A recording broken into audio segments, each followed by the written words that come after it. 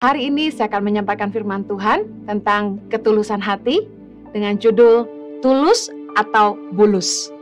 Lawan dari tulus adalah bulus. Orang bulus itu seperti apa? Ada 3 ciri orang bulus. Yang pertama, apa yang di hati dan di pikiran tidak sama dengan ucapan dan tindakan. Yang kedua, selalu punya agenda, motivasi tersembunyi dalam setiap tindakan. Berbuat baik untuk mendapatkan balasan atau pujian. Yang ketiga, ciri orang bulus itu adalah selalu menyimpan niat jahat terhadap orang lain dan ingin menjatuhkan orang lain. Mari kita bahas satu-satu tentang orang yang bulus. Hati dan pikiran tidak sama dengan tindakan dan ucapan. Amsal 23 ayat 7 berkata gini, sebab seperti orang yang membuat perhitungan dalam dirinya sendiri, demikianlah ia.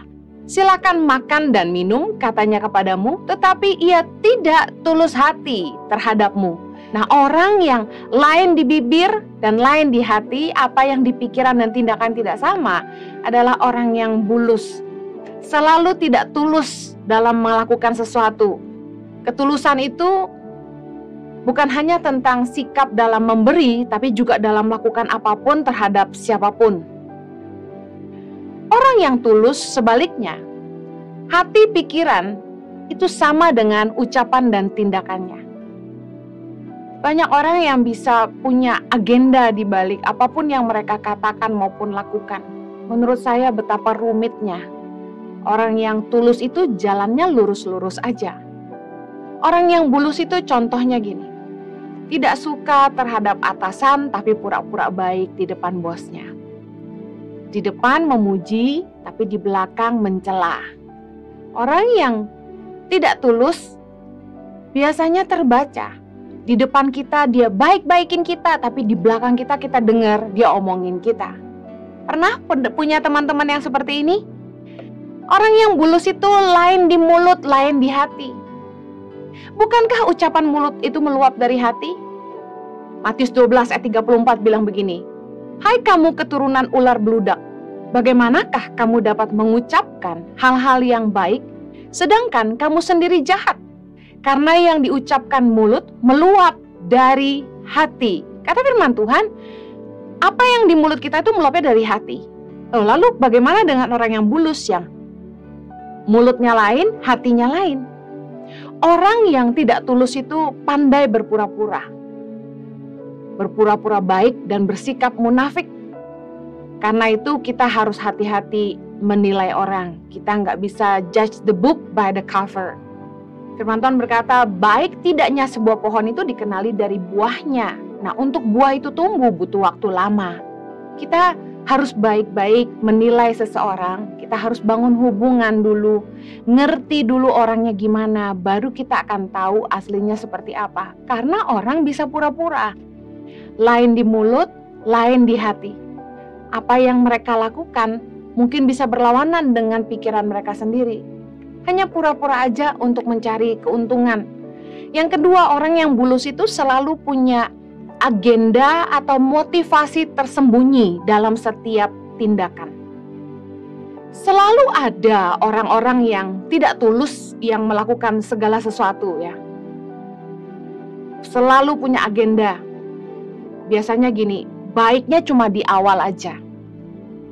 Biasanya karena butuh sama kita. Tapi setelah mereka nggak merasa butuh lagi sama kita, aslinya kelihatan. Ada beberapa orang yang saya kenal, waktu masih bersama-sama dengan kami, baik luar biasa. Tapi ketika mereka sudah merasa tidak perlu kami, perlakuan, perkataannya betul-betul membuat saya nggak percaya. Bukankah orang itu baik ya? Kok bisa seperti itu jadinya? Orang tuh kalau udah punya motivasi tersembunyi, punya agenda, sikapnya udah nggak real. Berbuat baik pun sama orang punya tujuan tersendiri, supaya satu hari dibalas. Berbuat baik sama orang di satu kota, begitu tahu, oh dia tinggal di Bali, dibaik-baikin. Supaya apa? Satu hari kalau liburan ke Bali ada teman yang nganterin jalan-jalan. Baik sama orang supaya dipuji. Ada satu kali saya ketemu dengan teman-teman di sebuah daerah yang menceritakan ke saya, Bu Heni, ada orang-orang dari gereja ini datang ke sini, ibu-ibu. Mereka bawa bantuan, tapi mereka bawa wartawan. Saya sampai bengong. Saya tanya, bantuannya banyak? Mereka bilang, enggak, cuma beberapa kantong benang aja. Saya bilang, oke, luar biasa. Ada lagi di Halmahera. Ada orang datang bagi-bagi pensil warna buat anak-anak di Feeding and Learning Center Tangan Pengharapan. Mereka foto-foto di situ. Saya ingat bagaimana waktu saya melayani anak-anak tidak mampu pertama kali. Enggak ada dokumentasi. Sampai kurang lebih 8 tahun kemudian, baru media wawancara saya. Dan ketika mereka bertanya, Bu Heni punya nggak foto-foto waktu Bu Heni ngajar anak-anak jalanan? Saya bilang nggak punya. Kau punya niat hati, ingin cari nama. Nggak pernah punya keinginan mau tenar. Saya percaya bahwa dalam segala sesuatu yang kita kerjakan, kita tulus saja. Apa yang Tuhan taruh di hati kita, itu yang kita kerjakan. Jangan selalu punya agenda, punya motivasi. Lelah nggak sih punya teman yang baik sama kita kalau hanya ada perlunya aja? Lelah nggak sih bergaul sama teman yang hanya baik sama kita kalau ada butuhnya? Punya motivasi tersembunyi. Bekerja giat hanya untuk cari muka sama atasan. Hanya rajin di depan atasan aja. Saya sebut ini mental tikus. Ada istilahnya, kucing nggak ada, tikus berpesta pora. Saya nggak mau disebut kucing, makanya saya nggak mau sebut staff itu tikus. Tapi saya mau bilang gini, kalau kita bekerja hanya untuk menyenangkan atasan saja, artinya kita punya mental tikus. Yang cuma mau kelihatan baik di depan atasan aja. Tapi kalau atasan nggak ada, kita pesta pora. Mari kita lihat sama-sama firman Tuhan dalam Matius 6. Ayat yang kedua bilang gini, jadi apabila engkau memberi sedekah, janganlah engkau mencanangkan hal itu seperti yang dilakukan orang munafik di rumah-rumah ibadat dan di lorong-lorong, supaya mereka dipuji orang. Aku berkata kepadamu, sesungguhnya mereka sudah mendapat upahnya. Ayat keempat bilang gini, hendaklah sedekahmu itu diberikan dengan tersembunyi, maka Bapamu yang melihat yang tersembunyi akan membalasnya kepadamu. Kolose 3 ayat 22 bilang gini, hai hamba-hamba, taatilah Tuanmu yang di dunia ini dalam segala hal. Jangan hanya di hadapan mereka saja untuk menyenangkan mereka, melainkan dengan tulus hati, karena takut akan Tuhan. Apapun juga yang kamu perbuatlah dengan segenap hatimu, seperti untuk Tuhan dan bukan untuk manusia. Kamu tahu bahwa dari Tuhanlah kamu akan menerima bagian yang ditentukan bagimu sebagai upah. Kristus adalah Tuhan dan kamu hambanya. Dua perikop ini menjelaskan tentang bagaimana ketika kita memberi sedekah, menabur, kita melakukannya dengan tersembunyi, bukan untuk dipuji. Tapi kita tahu Bapa melihat apa yang kita berikan di tempat yang tersembunyi. Ketika kita bekerja sungguh-sungguh seperti untuk Tuhan dan bukan untuk manusia. Kita lakukan bukan untuk menyenangkan atasan saja, kita bukan bekerja untuk cari muka, tapi kita melakukannya lahir dari ketulusan hati karena kita takut akan Tuhan. Orang yang tulus hati dan takut akan Tuhan, mereka tahu bahwa Tuhan melihat semua yang mereka buat. Mungkin waktu engkau kerja lembur, atasanmu nggak lihat. Waktu engkau melakukan sesuatu ekstra mile, kamu bantu temanmu menyelesaikan pekerjaannya. Mungkin yang dipuji temanmu, atasanmu nggak tahu. Ketahuilah bahwa Tuhan itu melihat semua yang kita buat. Bagian yang harusnya menjadi upah kita, itu Tuhan yang menentukan dan bukan manusia. Mungkin atasanmu cuma kasih kamu gaji sekian.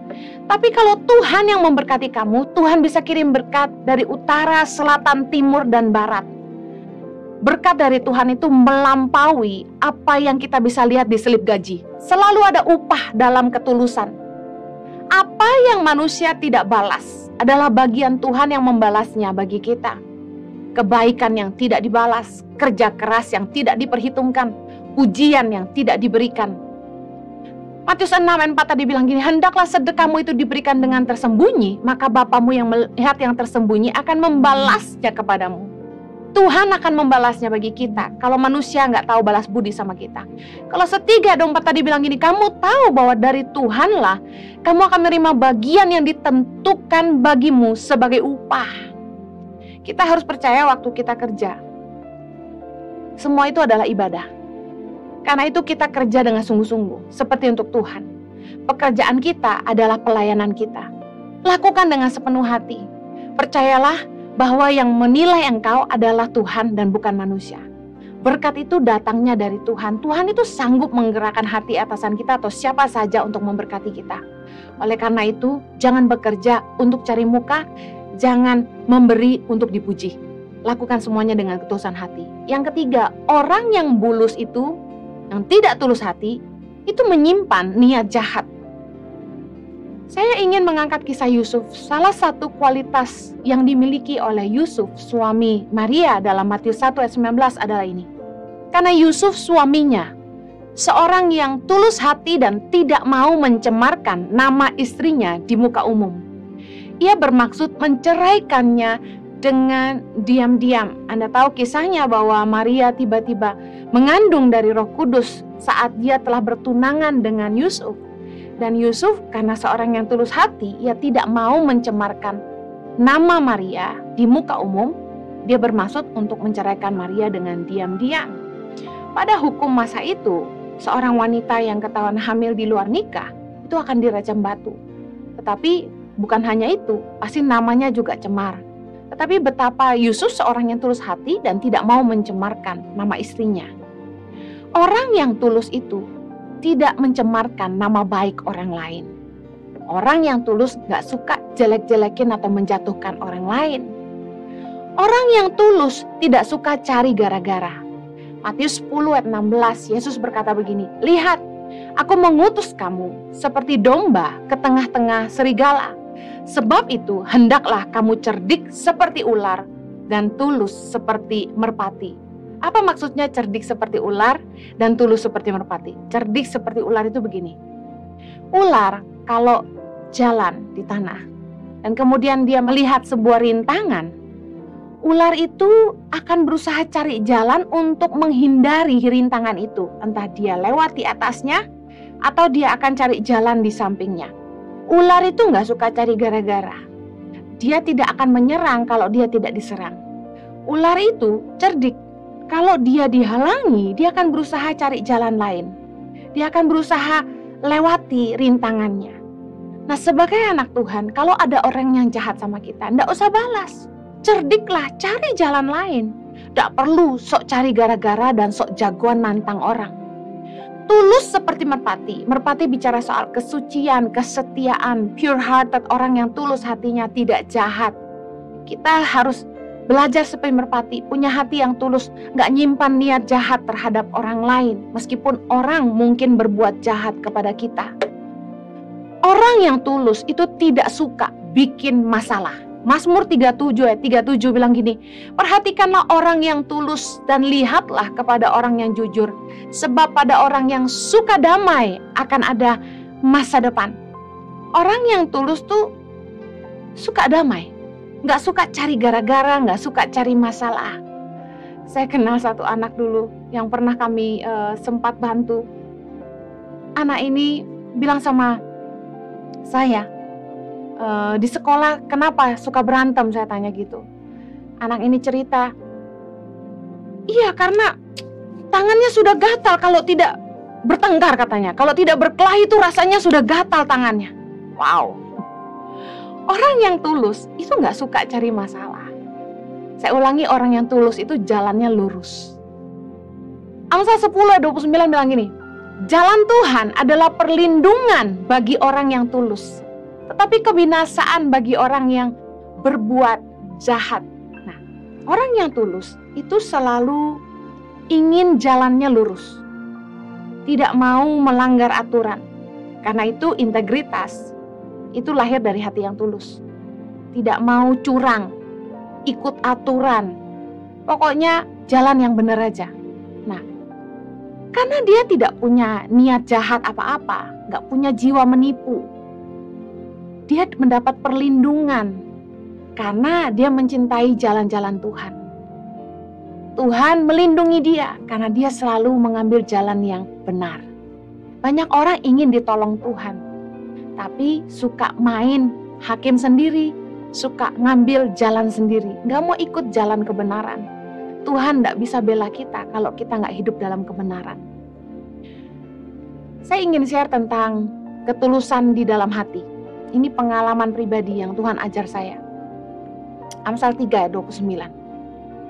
Janganlah merencanakan kejahatan terhadap sesamamu, sedangkan tanpa curiga ia tinggal bersama-sama dengan engkau. Amsal 24 ayat 17 bilang ini, jangan bersukacita kalau musuhmu jatuh. Jangan hatimu beria-ria kalau ia terperosok. Supaya Tuhan tidak melihatnya dan menganggapnya jahat, lalu memalingkan murkanya daripada orang itu. Satu hari waktu saya masih di Australia dan masih pelayanan di sana, ada anak orang kaya yang tiba-tiba mendatangi saya dan melemparkan barang ke saya karena saya full timer gereja dan anak ini adalah anak donatur gereja. Wah, full timer tuh nggak dihargai. Datang ke saya marah lempar barang. Cuma gara-gara dia tidak datang ke pertemuan, posisinya saya gantikan oleh orang lain. Karena dia sering tidak hadir ke pertemuan, saya gantikan posisinya dengan orang lain. Nah, dia marah dan dia datang ke pertemuan itu dan dia lempar saya dengan folder lagu.